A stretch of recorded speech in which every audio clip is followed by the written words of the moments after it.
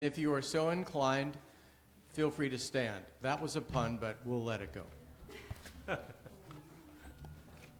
One person. Two. I'm standing. That's two of us.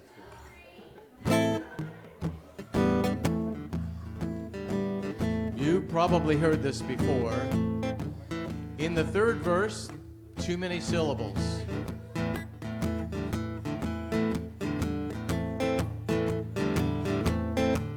And I'm going to stick another one in there, and I'll cue you when we get there. When the Spirit says move, you gotta move. When the Spirit says move, you gotta move. When the Spirit says move, you gotta move right along. When the Spirit says move, you gotta move. When the Spirit says rise, you gotta rise. When your Spirit says rise, you gotta rise. When the Spirit says rise, you gotta rise right along. When the Spirit says rise, you gotta rise. All right. This next one, too many syllables. On purpose. And sometimes we stop and look around and ignore the tempo. When the Spirit says look for joy, you gotta look. When the Spirit says look for joy, you gotta look. When the Spirit says look for joy, you gotta look right along. When the Spirit says look, you gotta look. When the Spirit's we're putting another one in. I'm throwing you a second curveball. We're gonna shake it up. When the Spirit says shake it up, you gotta shake. When the Spirit says shake it up, you gotta shake. When the Spirit says shake, you gotta shake right along. When the Spirit says shake, you gotta shake. Nice and quiet now. When the Spirit says rest, you gotta rest. When the Spirit says rest, you gotta rest. When the Spirit says rest, you gotta rest right along. When the Spirit says rest, you gotta rest. First one now. When the Spirit says move, you gotta move. When the Spirit says move, you gotta move. When the Spirit says move, you gotta move right along. When the Spirit says move, you gotta move. Well done. Thank you, Willie. Wow. Good morning. And it's good to see you here this morning and to be here in this chapel. We are indeed brought together by a spirit of energy, and it seems like we did a little moving already this morning. So this should be a very moving service, right? Right. Yeah. Oh, goodness. We do teach the principles that keep us alive and moving, and we love to celebrate them on Sunday morning. Right now, let's pay attention to some announcements. Our new book study group with Kathy Daniels facilitating is doing The Universe in a Single Atom. That's interesting. The Convergence of Science and Spirituality by Dalai Lama. Fridays at 2 to 3:30. Craft Day, November 4th. Those of you who like crafts, it's a wonderful chance to share. More details to follow. Our Faces of Gratitude seminar has been moved from the first schedule to the 18th of November. It's Saturday from 1 to 3:30. Priceless pricing. If you want to attend, please sign up in the library to help us plan. Our confidential prayer request forms are in the pew, and you can put them in the basket at the time of the offering. We don't have children today. There's no need for that. Let's see. Oh, if you're feeling like you like to do something for the chapel, with the chapel, please let one of our ministry team know.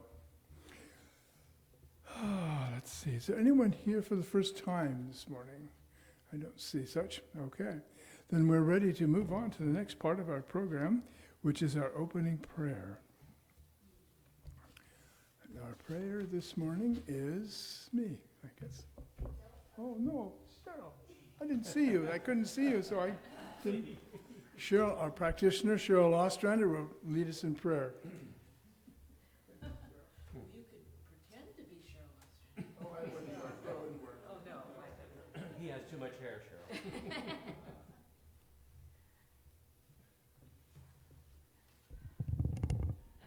morning. I am Cheryl Ostrander, and he's not. Okay. Okay. Well, laughter is one of the languages of God, in my opinion. So I invite you to turn within and just breathe into this moment, knowing there is one power, one universal power that is in and around and through everything, going by many names. And this God, as I understand it to be, is within me. Each of us is an expression of that perfection, of that wisdom, of that light. And I celebrate that right now. I know that this service holds a unique expression for each of us, a unique message. Willie's music is uplifting us right now. The message that Reverend Don has for us today, those words are coming to each of us individually, each receiving what that person needs to move forward through their day, and fellowship through hospitality, and interchange among like-minded people enjoying each other's company. I celebrate that. I feel great thankfulness in my heart right now for this moment, for each of you here. When I look out into this congregation and see the smiling faces, or maybe the sad faces, whatever is manifesting through you at this moment, whoever you are in this moment, I celebrate that. And I'm grateful. And I'm grateful for these words that move out into the law. So I release them into the law, knowing they are done as spoken, and through grace, so much more. And please join me in saying, and so it is.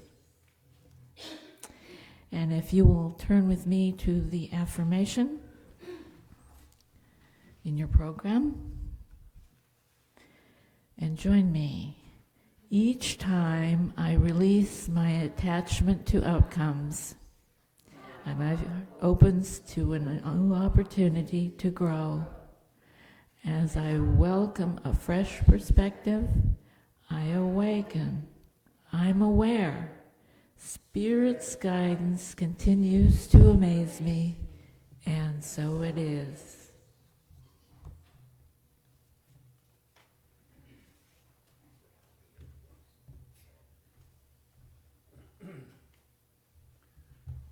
And now we are delighted to welcome Shannon, who's going to do a reading for us this morning.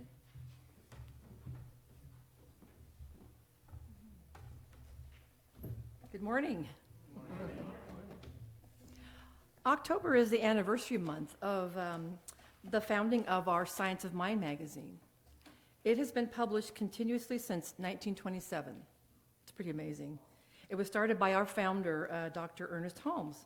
And to honor this, the daily guides during October each feature writings by Dr. Holmes. We chose this reading from the magazine because it goes so well with today's message. It's entitled, In Line with Unity. Our message begins with a quote by Horatio Dresser, who was another very early leader. In 1919, he wrote this: "Do your best every day, and your life will gradually expand into satisfying fullness." And now the message. This is an excerpt from the book Ideas for Living by Dr. Holmes. Remember, the kingdom of heaven is already in us. We are in it. It is only as we are in harmony with it that we awaken to it. God is perfect. The universe is foolproof. Everything is all right, no matter what it looks like. What are the little chagrins, the little cares, the pettinesses of yesterday? The kingdom of heaven is bigger and broader and deeper and wider, and such peace as anyone possesses in the world comes from a conscious or unconscious acquiescence with the universe, a non-combativeness toward it. God does not have to forgive, for God is eternal forgiveness. But everything that we understand between each other will be forgiven. I do not know when such understanding will come to the world, so that nations will be able to lay down their arms.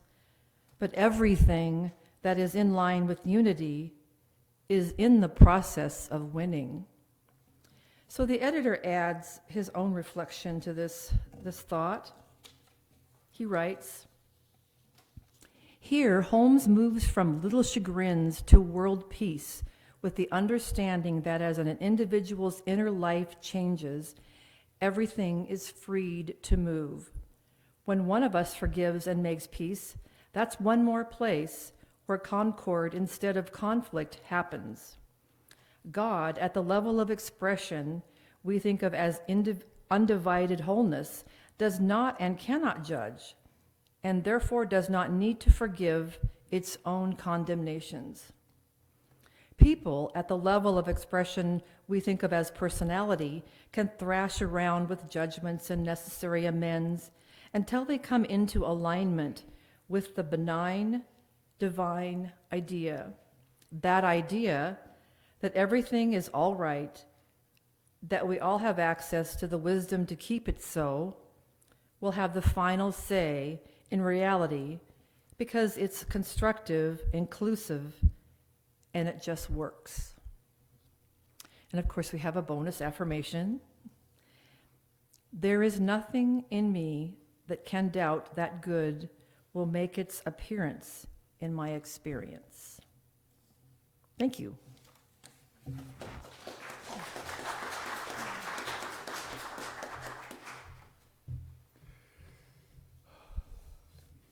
Our special music this morning will be presented by Will Sturba.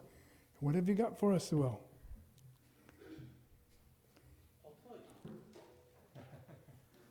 The name of the song is Looking to Love. I wrote it in 98, living in Wisconsin, and we held a service at the church I was connected with. There was a man, Matthew Shepard, who was killed in Wyoming because he was different. And the people that ended his life were afraid. So Looking to Love is what we all are working on.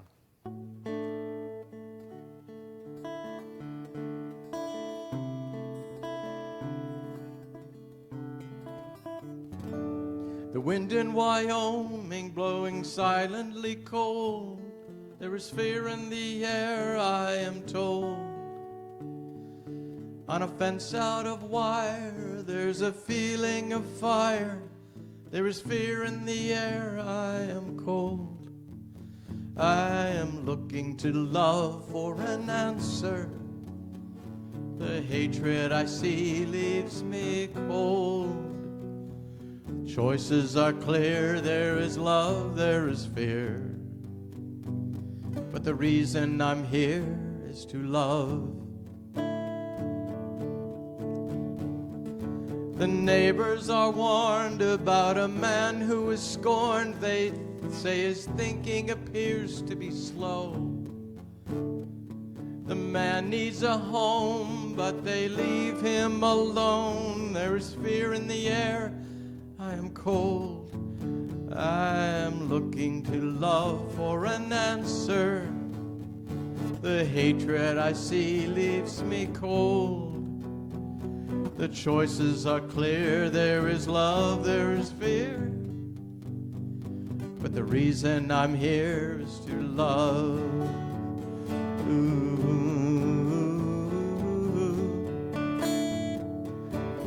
Ooh.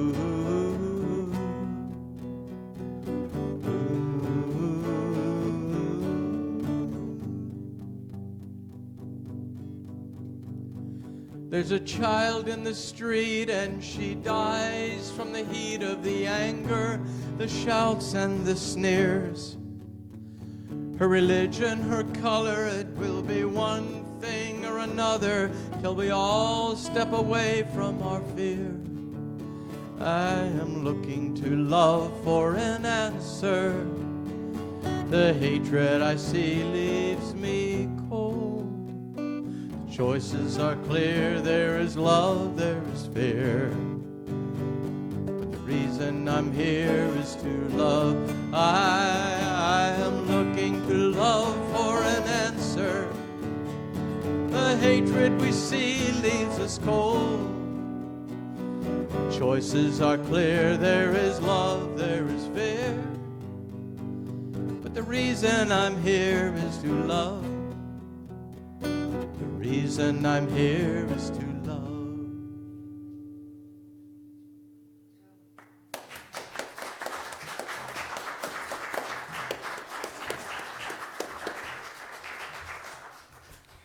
Love is one of the basic teachings of the science of mind, love and law, and they work together to produce great results.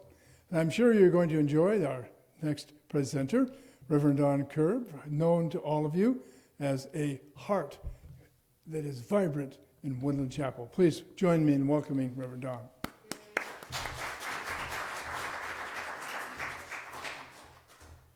Thank you, Reverend Moore. Thank you, Willie. The reason you're here is for love. Okay, we'll accept that. So good morning, and thanks again for being here to share the morning with us. Appreciate y'all showing up. I want to say hello to some old friends. I haven't seen them for quite a while. Wouldn't want to embarrass him, sitting right over there with his beautiful wife, sweetheart. Hi, Les. Hello, sweetheart. This morning I want to put a verbal warning about my message for the day. It's going to contain some of my own personal comments, I guess. I started to say prejudices, didn't I? Comments and world views on some of what is going on today in the world regarding conflicts. So my first comments really have to do with a conflictive event that happened in my own neighborhood. Last week I was up early taking my morning walk. I like to either ride my bike or walk. Before it's in the dark. The lights are still on in the street lights, and a faint light of dawn coming off in the east, awakening the eastern sky. No rain, nice morning. A real promise of a nice day coming on. And for company, I was enjoying two rabbits who have been bouncing in and out of my pathway occasionally on my mornings. They show up and do their thing. Really sweet. No little bunnies. They're not little bunnies. They're full-grown rabbits, but they aren't big rabbits, great big rabbits. They're just average rabbits. And they're not wild critters either. I know the exact house on the block where they have their home in the back, and they slide through under the fence and come out, and they have the free reign of the neighborhoods. Two blocks. They just, anywhere they want to nibble on the different grasses and the gardens and lawns and so on. But they go where they want. Now, our neighborhood also has 4 or 5 cats that roam the neighborhood. And they're inside cats, one of those kind of cats, you know. And my wife and I feed the birds under our bird feeder. We find bird feathers and feet occasionally, and we know, they've been around. So I was on my back way, coming back from around a corner, about a block from home, and I was startled by this swish and a kind of a noise, a squeal, and near the front bumper of a car parked right out front of the house, and the curb of this house was going by. So I quickly stepped up and out in front to take a look and see what was going on, but I saw this large Siamese named Sam. That's his name, Sam the Siamese, who lived up the street.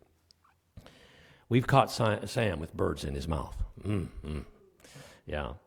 Now, he had a rabbit in his paws, pinned to the ground, and on its side, and Sam looked like he was ready for the kill. You've seen cats' eyes when they're really, really doing something. I was further startled by what really happened next. That rabbit must have been a karate martial arts rabbit.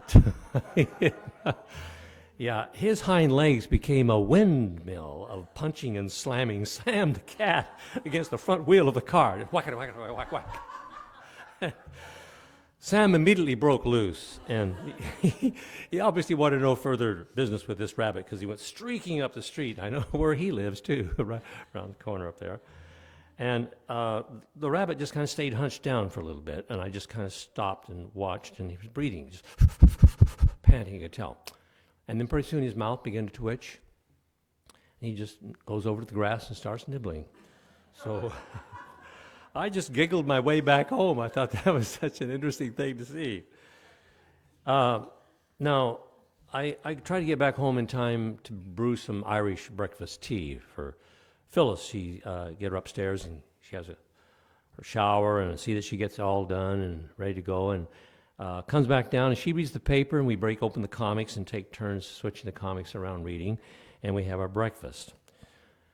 And on this Sunday, or this early day, I turned on the radio. We have a portable radio by the corner of the table. We don't listen to it all the time. But this news flash came on. Hospital in Gaza was bombed, and I thought it said hundreds were dead and children were dying. And suddenly, I just had a shock of a chill, just hearing that booming out at me. Actually, it was more like a deja vu, because it was a dark message of conflict and misery. You know what I'm talking about. But it left me wondering, could this ever get worse? The magic of the morning just disappeared. And when I heard those words, it was just an addition to this incomprehensible stuff we've been getting news on. Hamas infiltrators storming into Israeli homes and murdering civilians and whole families. And, I sat in my mind. I couldn't drink my tea for a minute. Another report of another place in the world on fire with war. Another place in the world where one group of people see another group of people and think of them as less valuable than themselves or other groups of people. And as a result, their worldview impacts what's going on in their part of the world. Worldviews, I think, are really settling in, digging in, screwing themselves into the lives of so many of those folks that seem to have less hope and more misery and fear and hate and conflict and more war and more atrocities. I just could blabber all morning long like that. And here I am, somewhat comfortably sitting in my own home, shaking my head, a little bit in shock, taking a deep breath, and trying to not take for granted too much about how my values are secure in my place of the world. I can come to this place and stand up and talk and speak what we speak here in religious science language out into the world, and we don't have a fear of someone coming in and wanting to stop that. At least we do not fear that. But on that particular morning, I sat and I listened to the words revealing that one of just so many reports announcing what felt like was an ongoing flood of conflicts of values. Those are my words. Conflicts of values is what I began to think about. The conflict of values. What different cultures are holding as values to live by, being trampled by those who disagree. It felt like there needs to be some shaken up in much of the worldviews of today. Shaken up. And that's the title of our topic today, Shaking Up Our Worldview. So, I do want to say I usually don't dwell on negative stuff. I really don't. I like to think in terms of, after my meditations and the approaches to things, that I have a clear heart about stuff. But I do take things out and put it on a table to take a look once in a while. I think that's helpful because I think we have to admit something here. I think I admit that our world is becoming really full of polarities. That's another big word. These polarities are pushing us in so many directions and ways, and for some, I know I've talked to some people, they feel like it's a breaking point. I think more and more folks are beginning to believe that we may be at a tipping point that requires us to step into a new way of being, or otherwise continue to be at risk of being swallowed up by our old, outdated mindsets that no longer are working. It just has to be a middle way. There has to be a middle way of balancing opposing states of belief and attitudes. I think this here where we're finding ourselves just swimming in and out, and we don't have to drown others' values to live and let live, to love and let them love. There's got to be a way to help ourselves and help others to live and love and let them love their beloveds, deserve the same opportunities to be happy as we do have the opportunity to be happy, and do it without a judgment or a scorn or being considered to be living less valued lives than theirs or ours. I say some more about that. I think that many have committed to choosing a tyrannical path of living, which if we continue, will take us off a cliff. I'll give you something specific to say that. Sounds pretty negative this morning, but here's a specificity. There seems to be a prevalent behavior in our world where inflexible stubbornness is forcing itself upon ourselves and others as we stay unwilling or unable to break the hold of believing that things must be this way or they're going to be that way. And only my way is the right way. Got to be this or it's going to be that, a right or a wrong. And what I believe is right. Now, there are people who study these things.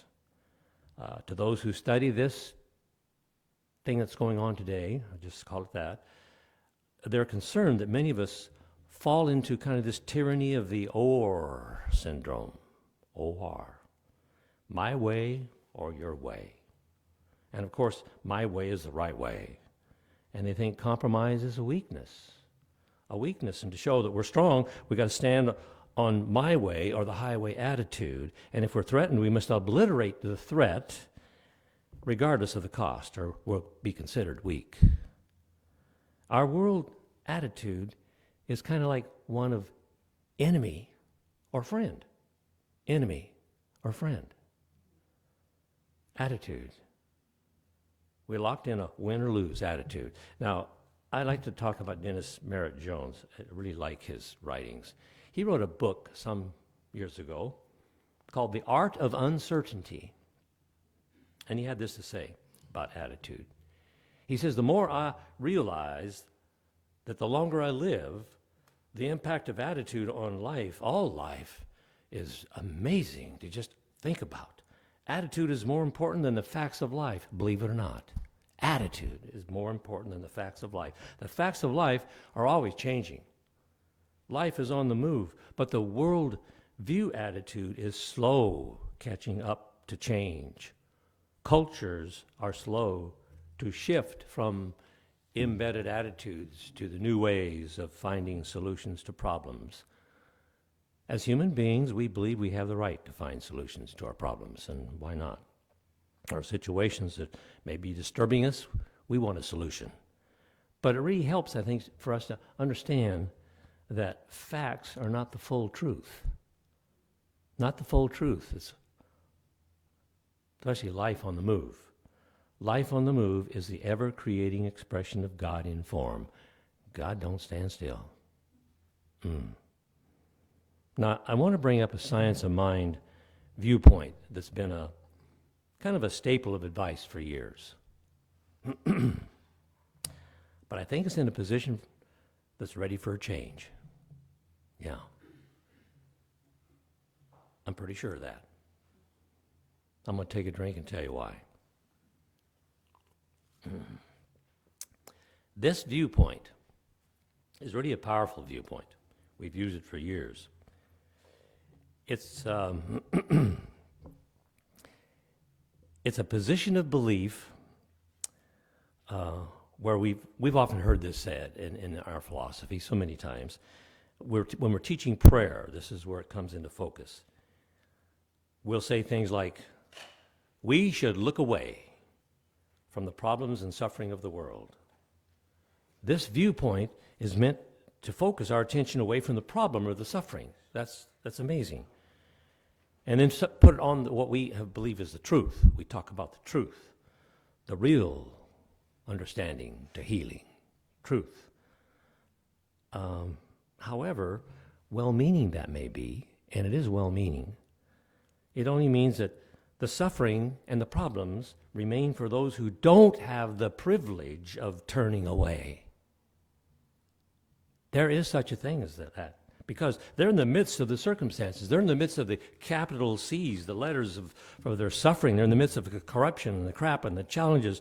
They're caught in the circumstances. So we need a way to gently shake up our worldview of using our science of mind, a fresh science of mind perspective, and I like this one. Here's a suggestion. So let's instead just turn towards the condition and let's deny its power of reality. Let's look it in the face. Yeah, there is power in denial. I know I'm not talking about whimpering, wishing, hoping, avoiding, head in the sand denial. Not the Queen of the Nile denial. I'm not talking about that. I'm talking about directional denial. Denial with direction, purpose. Directional denial is directing our intentions to be a beneficial presence in the world.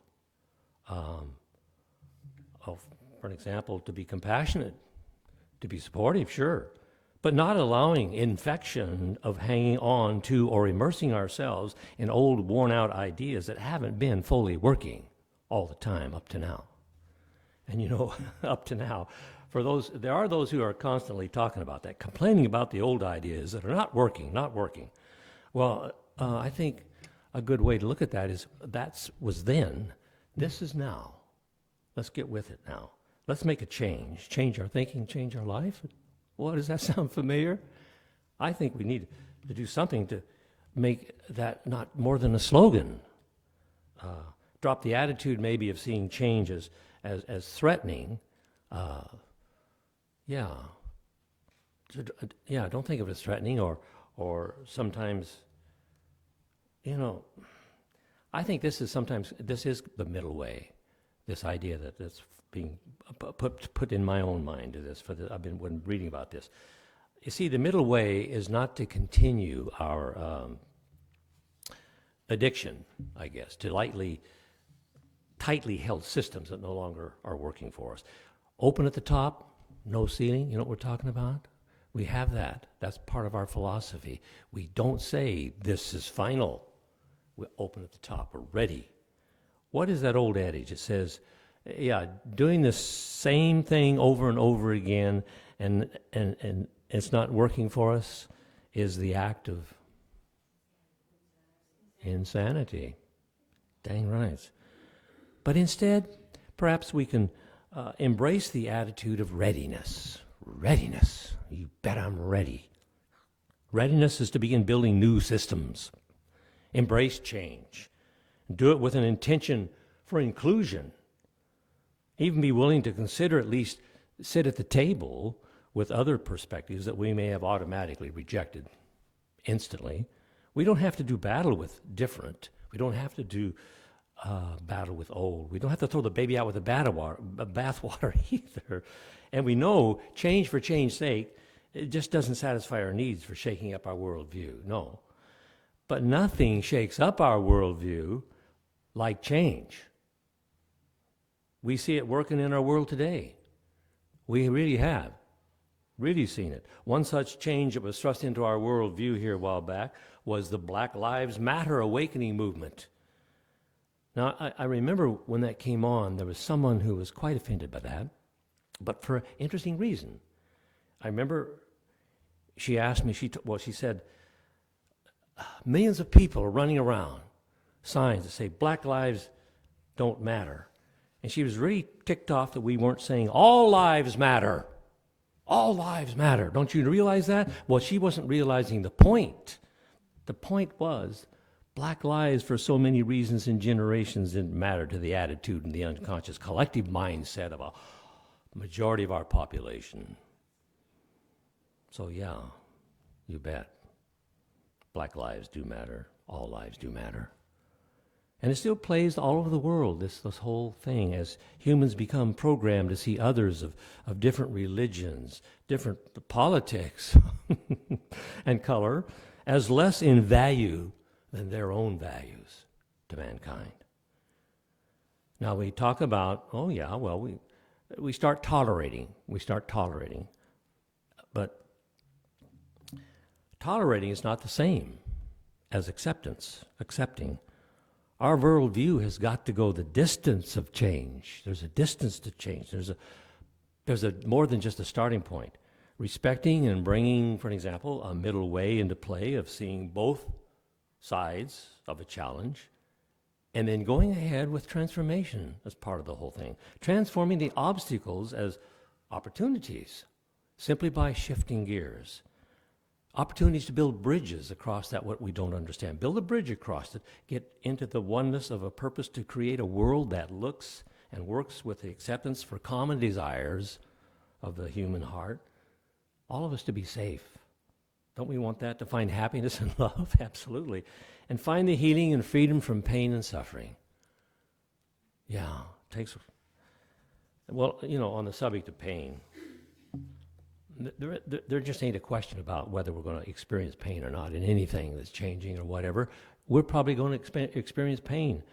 There's a spiritual practice we've been doing with for years. The spiritual teachers, they've told us that they remind us that pain is inevitable.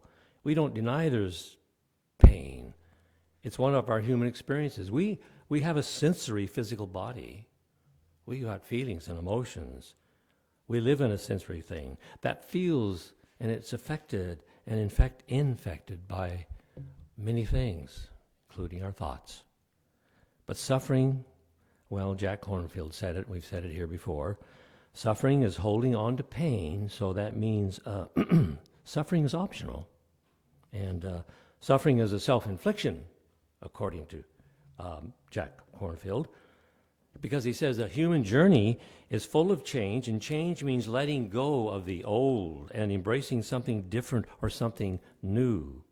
When it's said that suffering is self-inflicted, it means that there's a lack of willingness, a lack of our willingness to move beyond and forward, to use one of the most powerful healing decisions humans have ever experienced. You know what that is too.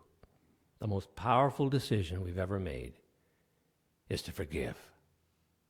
To forgive. Radically, completely forgive. Understand it, get into it, swim in the waters of forgiveness. Forgiveness for all the perceived or the real trespasses in our worldview. And then seeing and accepting the possibility of change. Change our thinking, change our life. We got to make this more than just a catchy slogan. It's been around for a long time and we love it. This is an idea of a third way to travel and navigate our worldviews of all our different current ways we hold with our strong, overly prejudiced views of our place and others' places in the world, views which see others as threatening our existence or our well-being in our world. All those prejudiced views are just things based on fear. Willie's saying something about fear today. Stems from fear that there isn't enough and we have got to get our share and keep and protect our share of what it is we don't have enough of. So I want to say this.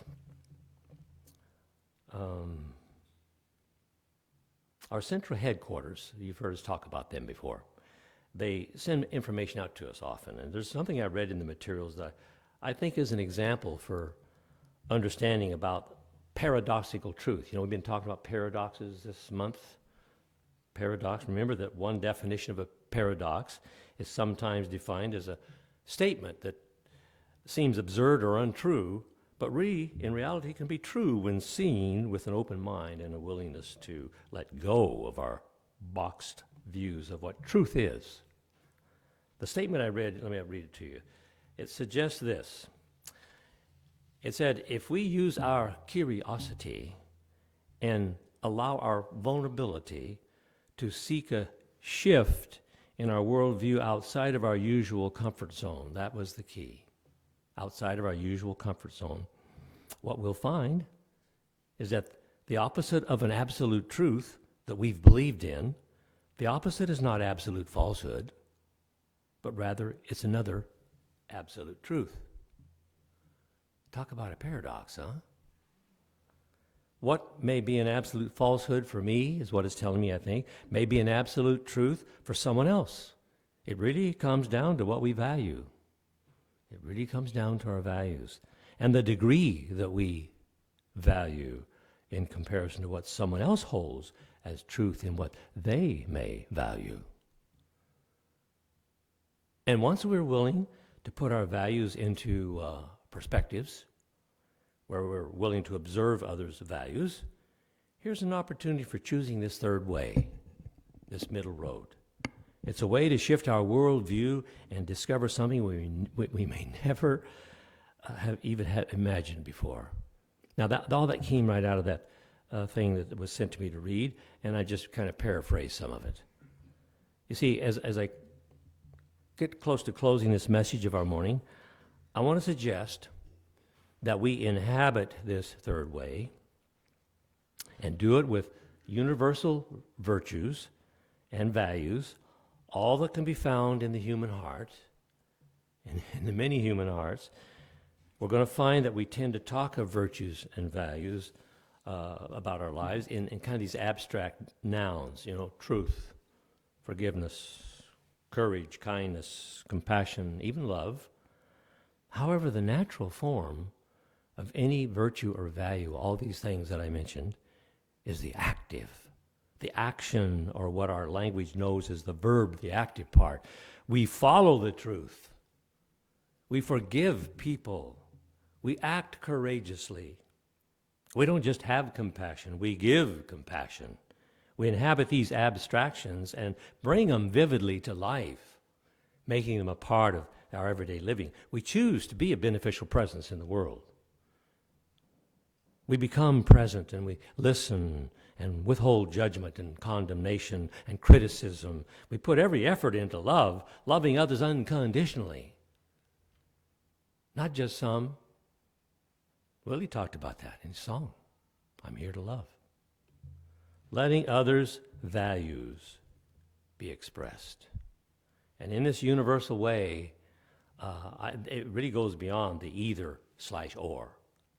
It uses inclusion and of the and. It softens the this or that only. And it finds a way to install also in our lives. Also, yes. I like this paraphrase comment that Dr. Holmes was supposed to have answered when some traditional Christian minister asked him if religious science was a Christian faith. You know what he said, too. He's supposed to have said something close to this, anyhow. He said simply, "Oh, yes, and so much more." What a good example of embracing a worldview and opening the door for a middle way, of a third way that calls us to inclusion as our morning's conclusion. Thank you for listening to my small perspective on shaking up our worldview. It's my intention that we continue to create a world that works for all. It's that simple, and do it everywhere, anyway, all the ways we can. Namaste. Thank you.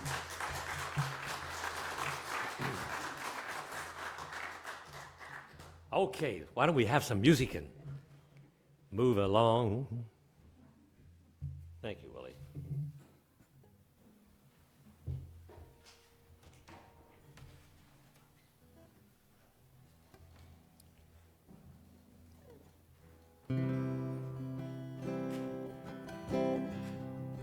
Oh, the moon was rising. Oh, the moon was rising. Oh, the moon was rising. There was peace upon the land. There was peace upon the land. And the children were dreaming, and the children were dreaming, and the children were dreaming. There was peace upon the land. There was peace upon the land. Good night, sleep tight till the morning light. Good night, sleep tight till the morning light. All the dogs were sleeping. All the dogs were sleeping. All the dogs were sleeping. There was peace upon the land. There was peace upon the land. Good night, sleep tight till the morning light.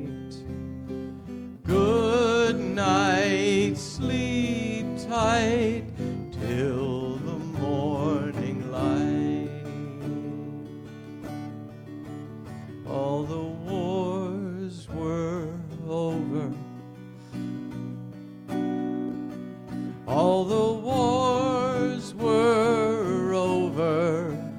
All the wars were over. There was peace upon the land. There was peace upon the land. Oh, the moon was rising. Oh, the moon was rising. Oh, the moon was rising. There was peace upon the land. There was peace upon the land. There was peace upon the land.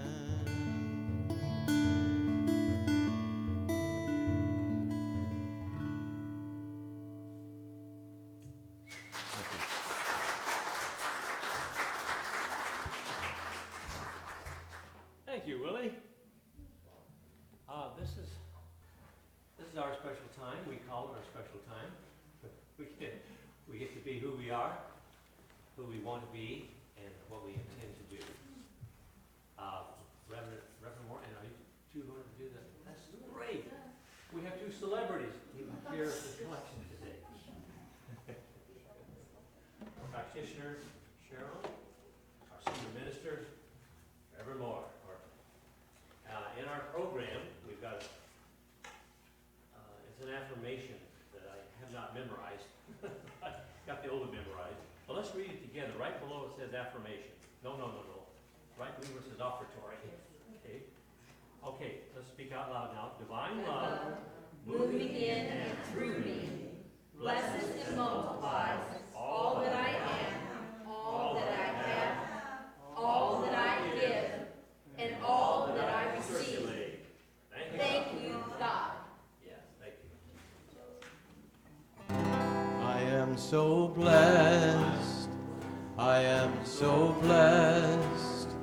I am so grateful for all that I have.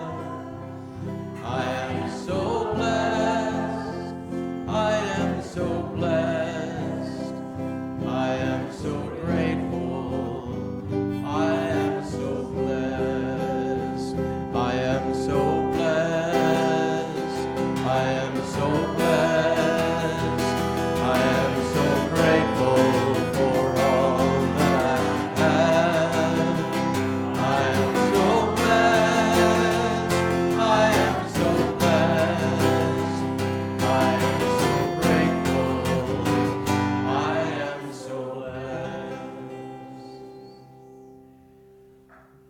Yes, we are grateful and we are blessed. I want to tell you that this house of faith truly appreciates each and everything that you do in the way of sharing yourselves, your time, your energy, and what you have in the way of treasure with us. Everything goes into completing something that we've been working on for a long time, and that's making sure that we love you, each one of you. We love having you here. We love everything you do for us and with us and as us. We intend to continue holding that love for you so that you feel loved and feel like you're part of a community. So I give thanks right now for everything that you've decided to do this morning. And I'm just going to say, and so it is. Thank you. Can you help me with the commentary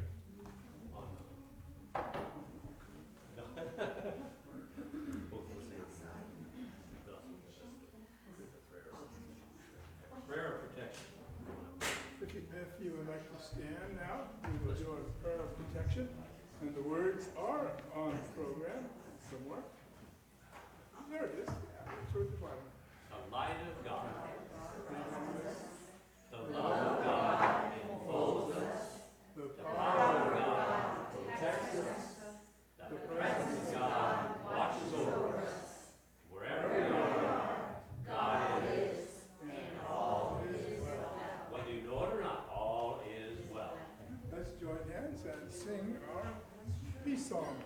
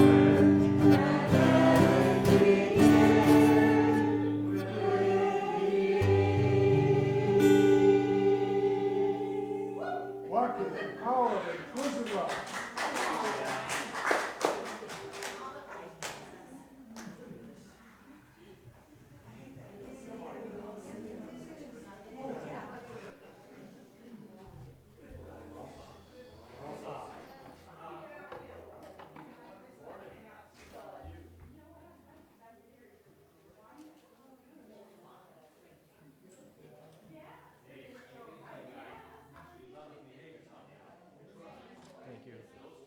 Good to see you again. Just fine, thank you.